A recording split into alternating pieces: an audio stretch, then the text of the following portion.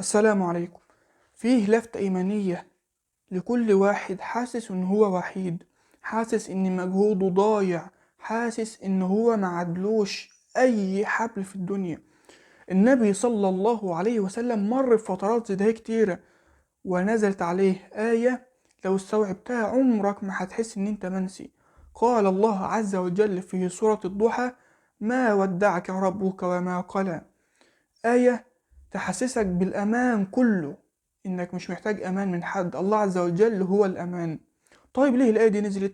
النبي صلى الله عليه وسلم انقطع عنه الوحي حوالي 15 يوم، تمام؟ فالكفار بقى فرحوا وهيصوا كده وقالوا: ودع محمدا ربه، رب محمد قالاه، يعني أبغضه وكرهه. فالنبي صلى الله عليه وسلم حزن حزنا شديدا وضاقت عليه الدنيا، ولكن الله عز وجل من فوق السبع سماوات أنزل عليه سكينة، وأنزل عليه هذه الآية عشان تطمئن قلبه: ما ودعك ربك وما قلى، ما ودعك ربك وما قلى. طيب أنا استفدت إيه من الآية ديت؟ أن الله عز وجل ما ودعك أبدا، ربنا ما سبكش في الطريق، تمام؟ ربنا ما سبكش في نص الطريق. دعواتك ومجهودك وشغلك وصلاتك وبكائك بالليل والناس نيام ده كله مسموع، واللطيف يدبر في الخفاء. والله عز وجل ما قلاك أبدا. ربنا عز وجل مهما أذنبت، مهما فعلت من المعاصي والذنوب والخطايا وتبت إليه ورجعت وندمت، الله عز وجل لا ما قلاك أبدا، مش هيكرهك ولا هيبغضك. والدليل إن هو قال: قل يا عبادي الذين أسرفوا على أنفسهم لا تقنطوا من رحمة الله إن الله يغفر الذنوب جميعا.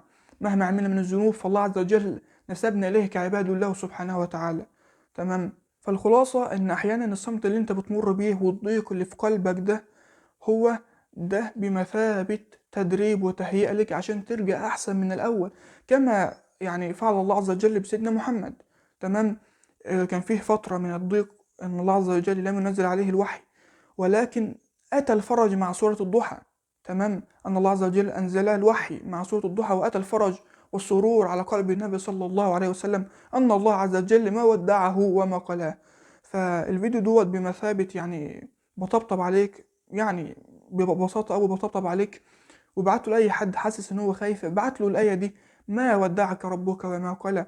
الله عز وجل لم ينساك ولم يتركك في نصف الطريق، وما نسى دعائك ومجهودك وصلاتك وحزنك وضيق صدرك وبلاء الدنيا، ما نسى، والله ما نسى.